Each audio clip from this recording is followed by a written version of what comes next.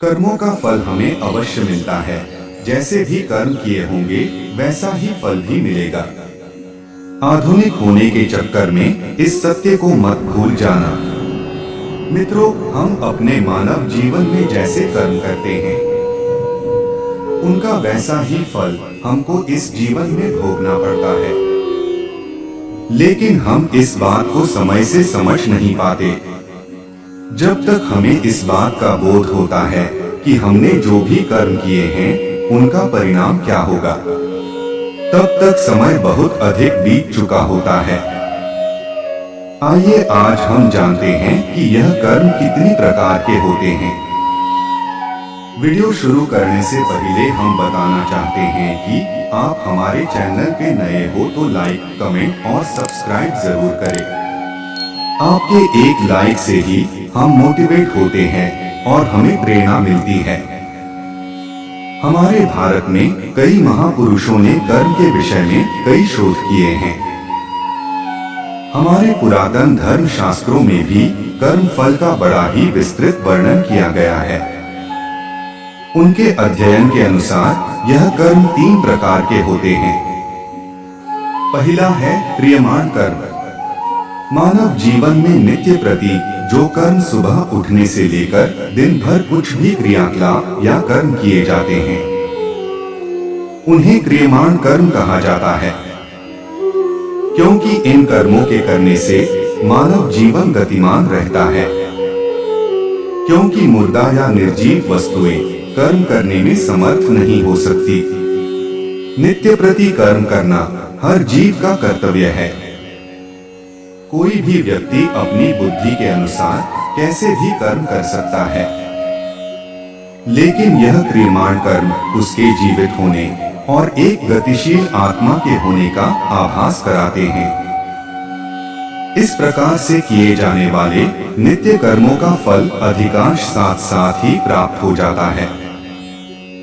जैसे यदि आप भोजन को ग्रहण कर लेंगे तो आपकी भूख स्वतः ही शांत हो जाएगी। यदि आप स्नान कर लेंगे तो आपकी देह स्वच्छ हो जाएगी और आपको स्फूर्ति एवं सुख का अनुभव होगा। इन कर्मों को करने के लिए आपको कोई अतिरिक्त शक्ति का उपयोग नहीं करना पड़ता। जैसे कि दिन भर की थकान के बाद आपको निद्रा अपने आप ही आ जाएगी। आपकी थकान के उतर जाने पर आप स्वयं ही उठ जाएंगे। किंतु यदि आप आलस्य को धारण कर लेंगे तो आपका यह कर्म आपको जीवन की गति से दूर ले जाएगा। आपको इसके दुष्परिणाम भी भुगतने पड़ेंगे। इस प्रकार से किए जाने वाले कर्म क्रियमाण कर्म कहलाते हैं। दूसरा कर्म है संचित कर्म। यह बात तो निश्चित हो चुकी है कि आपको कर्म तो करने ही पड़ेंगे। कुछ ऐसे कर्म भी होते हैं जो कि हम करते तो हैं, लेकिन हमें उस समय यह ज्ञात नहीं हो पाता कि इन कर्मों का परिणाम क्या होगा। इस प्रकार से हम कुछ ऐसे कर्म भी करते हैं जो हमारी दृष्टि से बिल्कुल सही एवं सटीक होते हैं, किंतु प्रकृति, समाज एवं अन्य प्राणियों के दृष्टिकोण से उचित नहीं होते।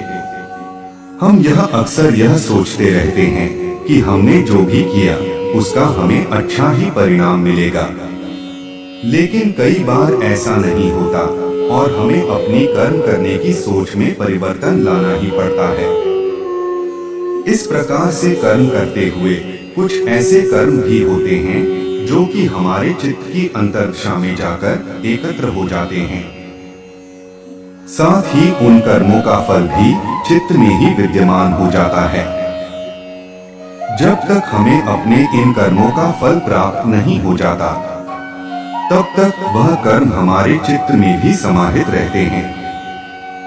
इस प्रकार के कर्मों को संचित कर्म अर्थात संचय कर रखे गए कर्म कहा जाता है। तीसरा कर्म है प्रारब्ध कर्म। जब हमारे कर्म हमें उस दिशा की ओर ले जाते हैं जहां हमारे कर्म हमें पूर्ण रूप से फल देने को परिपक्व हो चुके होते हैं, तब ही इन कर्मों का फल हमें मिलता है। इस प्रकार के कर्मों को प्रारब्ध कर्म कहा जाता है। इस प्रकार के कर्म हमारे अंतर्मन में लंबे अंतराल के लिए एकत्र रहते हैं। यह कर्म कई दिन, कई माह, कई वर्षों तक अर्थात 15 साल, 30 साल, 50 साल, 100 साल या कई जन्मों, जब तक एक देह में एक आत्मा का वास है, तब तक भी हमारे भीतर ही विद्यमान रह सकते हैं। इन कर्मों में अच्छे एवं बुरे दोनों ही प्रकार के कर्मों का समूह होता है। जिस प्रकार से हम अपने दैनिक जीवन में एक ही दिन में कई प्रकार के कर्म कर लेते हैं, जिनमें से कुछ कर्म हमारे संचित कर्मों में समाहित होकर अनंत काल के लिए विलीन हो जाते हैं।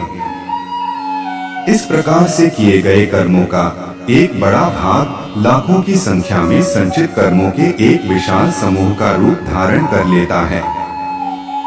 इस तरह से यदि हम विचार करें तो पाएंगे कि हम अपने एक मानव जीवन में लाखों संचित कर्मों को एकत्रित कर लेते हैं। यदि हम अपने पूर्व जन्म के कर्मों को भी इनमें सम्मिलित कर लें तो हमें ज्ञात होगा कि ऐसे बहुत सारे अनगिनत कर्म अभी बाकी हैं, जिनको भोगना अभी शेष है, ताकि उनका कर्म फल हमें प्राप्त हो सके। हमारे शास्त्रों में एक प्रकार के ज्ञान योग का भी वर्णन किया गया है।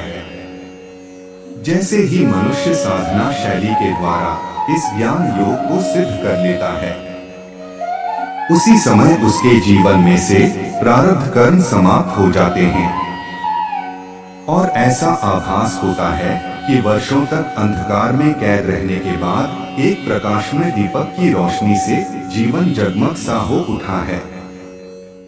ऐसे कर्मों को आध्यात्मिक व्याकरण भाषा में प्रारब्ध कर्म कहा जाता है। मित्रों, अपने इस वीडियो के द्वारा हमने आपके सामने कर्मफल के सिद्धांत एवं कर्मों के प्रकार के विषय में कुछ जानकारी प्रस्तुत की है। भगवान श्री कृष्ण जी ने भी श्रीमद् भागवत गीता में कहा है कि कर्मण्येवाधिकारस्ते मा फलेषु कदाचन मां कर्मफल हेतुर्भूर्मा ते संगोस्त्व कर्मणि। अर्थात हे मनुष्य, तू फल की चिंता कर्म बिना किए जा, तुझे तेरे किए हुए कर्मों का फल अवश्य ही प्राप्त होगा। यदि आप भी इस विषय में अपने विचार देना चाहते हैं तो कमेंट बॉक्स में अवश्य लिखें। आपको वीडियो अच्छा लगा होगा और आप हमारे चैनल पे नए हो तो लाइक, कमेंट और सब्सक्राइब जरूर करें।